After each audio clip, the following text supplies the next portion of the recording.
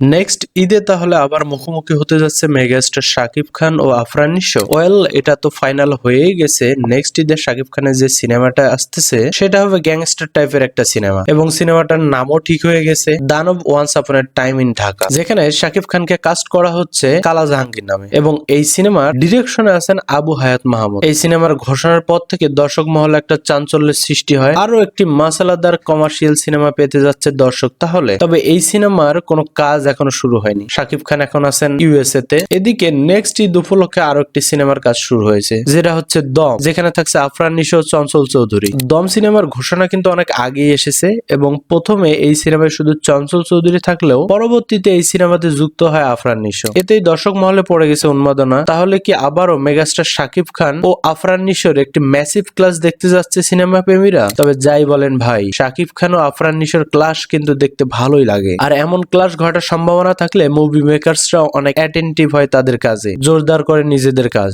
শাকিব খানের যে সিনেমাটা নেক্সট ঈদে আসতেছে সেটা ফর শিওর একটা মাসালাদার অ্যাকশন সিনেমা। অপরদিকে আফরান নিশো, চঞ্চল চৌধুরীর দম সিনেমা একটি সার্ভাইভাল সিনেমা। একটা অ্যাকশন সিনেমা ও একটা সার্ভাইভাল সিনেমা কতটা ক্লাশ করবে এটা দেখার বিষয়। দম সিনেমার ঘোষণা অনেক আগেই এসেছে, এবং ইতিমধ্যে এই সিনেমার কাজও শুরু হয়ে গেছে। মধ্যপ্রাচ্যের বিভিন্ন দেশে শুট হচ্ছে এই সিনেমা। এই সিনেমার মেকার্সরা খুবই কনসার্ন, কারণ দম যার তার সাথে কোনো রেসে নামছে না, মেগাস্টার শাকিব খানের কোনো অ্যাকশন ধর্মী সিনেমার সাথে রেসে নামছে। এছাড়া এই সিনেমায় যেহেতু আফরান নিশো, চঞ্চল চৌধুরীর মতো জাত অভিনয় শিল্পীরা আছে, সো আশা রাখাই যায় দম সিনেমার মাধ্যমে ভালো কিছু পেতে যাচ্ছে দর্শকরা। আরেকটা পয়েন্ট, এখানে চঞ্চল চৌধুরী কিন্তু খুব বেছে বেছে সিনেমা করে। তার সিনেমার লিস্ট দেখলেই তা বোঝা যায়। মনপুরা, আয়নাবাজি, হাওয়া এসব সিনেমা চুজিং দেখেই বোঝা যায় চঞ্চল চৌধুরী বুঝে শুনেই দম সিনেমায় সাইন করেছেন। তাছাড়া আফরান নিশো, চঞ্চল চৌধুরী আলাদা একটা ফ্যান বেজ রয়েছে। ফ্যান বেজের কথাই যখন উঠলো তখন তো বলতেই হয় সাকিবিয়ানরা কতটা পাগলা ফ্যান বেজ। শাকিব খানের এমন সিনেমাও হিট হয়েছে যেখানে স্ট্রং কোনো গল্প নেই, শুধু আছে শাকিব খান এবং শাকিব খানের কিছু পাগলা ফ্যান, ব্যাস